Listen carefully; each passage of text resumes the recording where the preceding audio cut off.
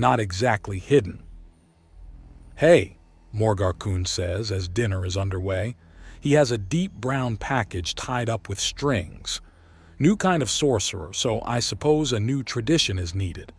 He puts the package down in front of Jeth Erla and Mux Moro, says nothing more, and goes to get some extra flame-kissed paratok ribs. Dale swats at their hands as they make a reach for it. "Wash your hands first. You just ate. You don't want to smear little bits of grease and such over your gift, do you?" He chides them and both kids rush off to the river. A dead sprint after a meal. No thank you. They're back in moments, little sparks of fire dancing off their skin as they breathe tiny tongues of flame onto their hands to dry them off. Dale moves their mostly finished plates to the side and places the package closer to the seats they were at. They start opening up the package. It takes a bit for them to go at the knots in the string, but they have slight claws for nails and cut through it after a little. "Sweet balls," Mux Moro shouts in happiness when they open up the package and find a bunch of pastries in it. Dale chokes down the laughter. Yes, they're basically big balls of sweet pastry, but good grief. There are a lot of amused snorts as the two children quickly demolish the pastries. Remember to thank Morgarkun for the thoughtful gift. At Dale's reminder, they both rush off to find that Morgarkun has already gotten his ribs and is at the top of the tallest building. So they shout up their thank yous and he waves at them in acknowledgement. "He's not really the social type, is he?" Dale notes and Koga shrugs. They had found a local grain that, while larger than what they had on Earth, was also something they could add to their meals as a side dish. It was somewhere between rice and corn, just as big as corn, but had the general neutral base as rice.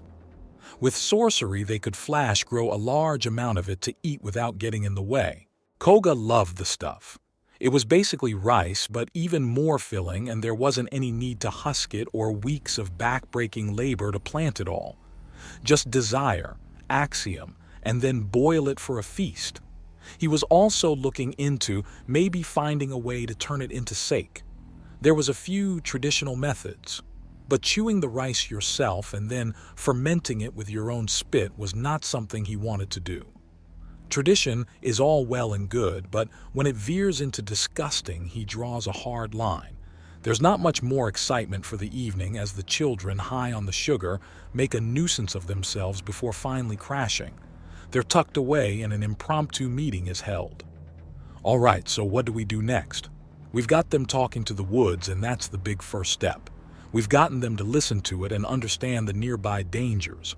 Do we focus more on physical fitness, their studies so they don't fall behind in education or in sorcery?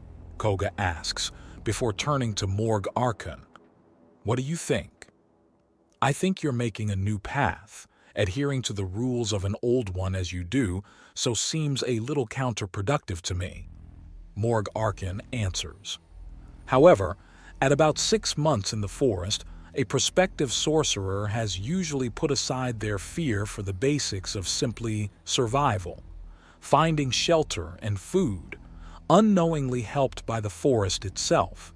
It took me 8 before I could hear the woods, and I was somewhat quicker than normal. By having this village here taking care of their survival needs, they're more open to listen. After survival is no longer a concern and the sorcerer listens, they usually start pushing their power. Morg Arkan continues. It's a time of increasing confidence and a growing wrath. You push yourself and push yourself, remembering what brought you to the forests, until you simply cannot stand to merely grow stronger and strike out.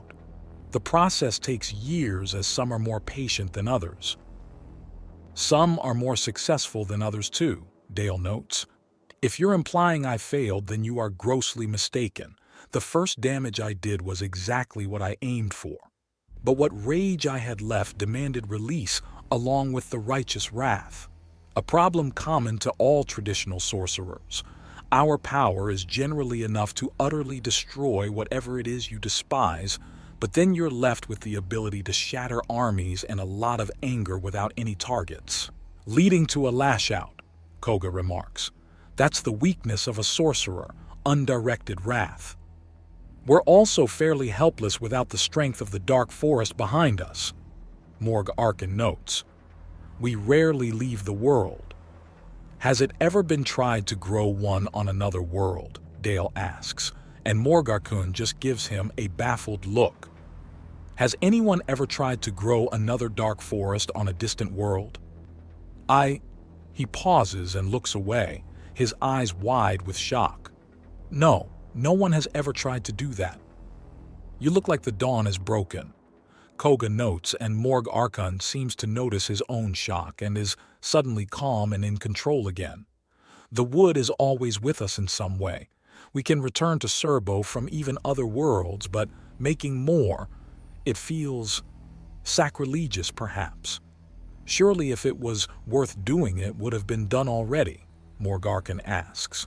You'd be surprised at how many things never happen simply because it hasn't happened before. Koga replies before everyone goes quiet. Do you all feel that? Someone new is in the forest. It's offering them sanctuary, Morg Archon states. Let's take a look. Dale, you stay here in case this wakes up the kids. Why me? Dale asks. Must you ask? Morg Archon asks as he leaves with the rest.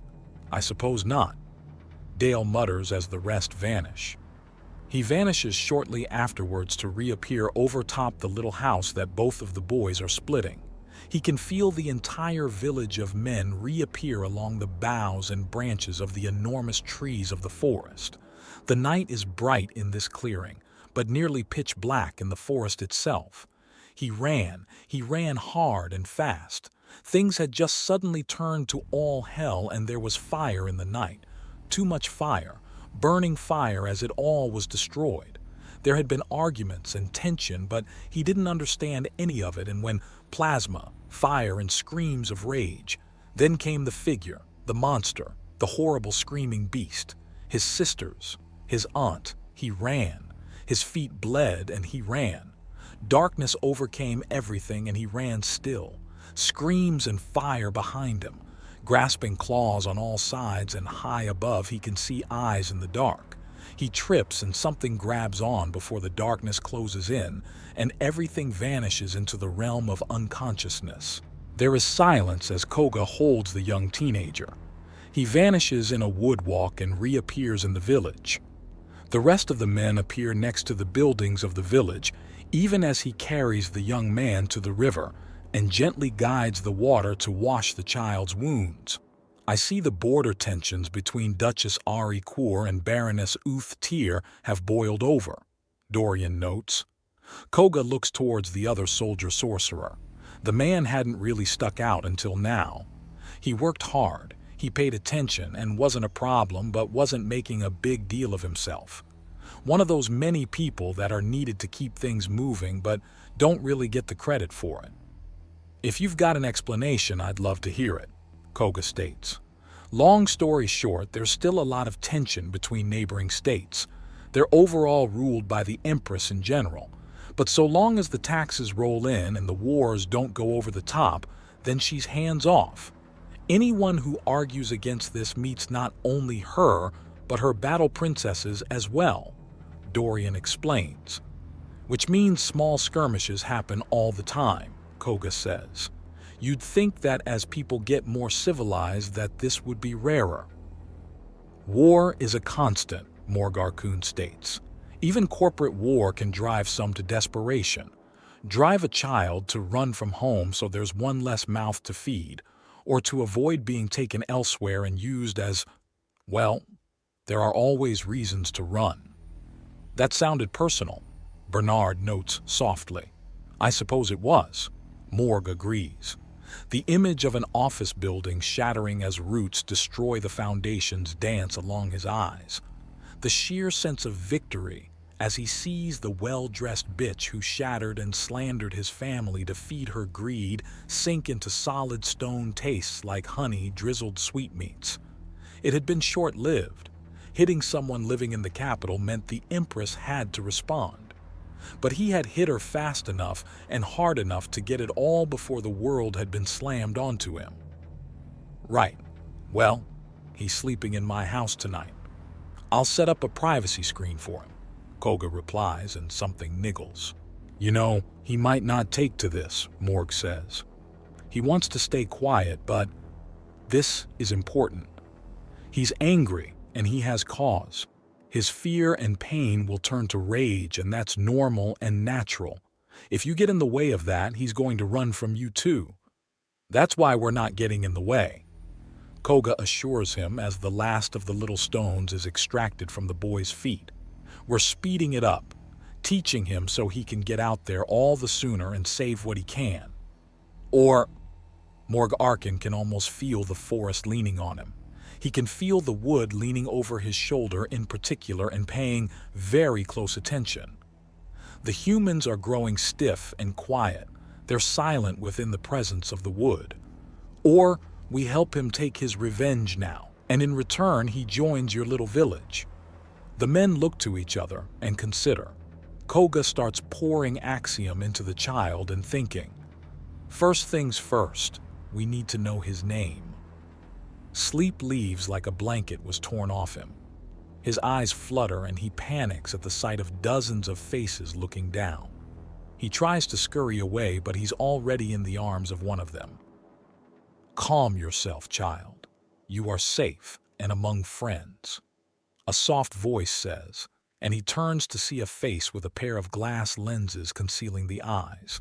He has no horns. None of them do. There's a disappointed sigh among them, and he turns to see who that was. There's an Apuk among them, and a Puck among the aliens. He rushes out of the glass-eyed one and hides behind the actual normal person. Child, I am not the one you want to hide behind, the man states. He just looks up at him and there's a sigh. Very well, what is your name? Where am I? He asks. This is the hidden village.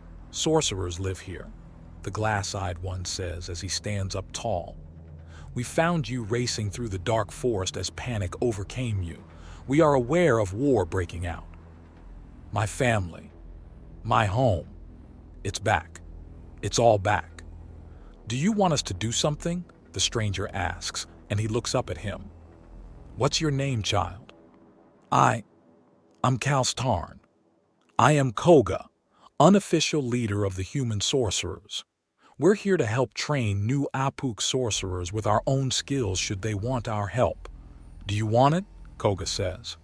Tarn says. He can almost smell the fire and hear the screams. Is it still night? It is, which means we have a rare second option, Koga says. What option? Tarn asks, dreading the answer. Do you want us to stop the disaster? Koga asks. Wait, that couldn't possibly mean.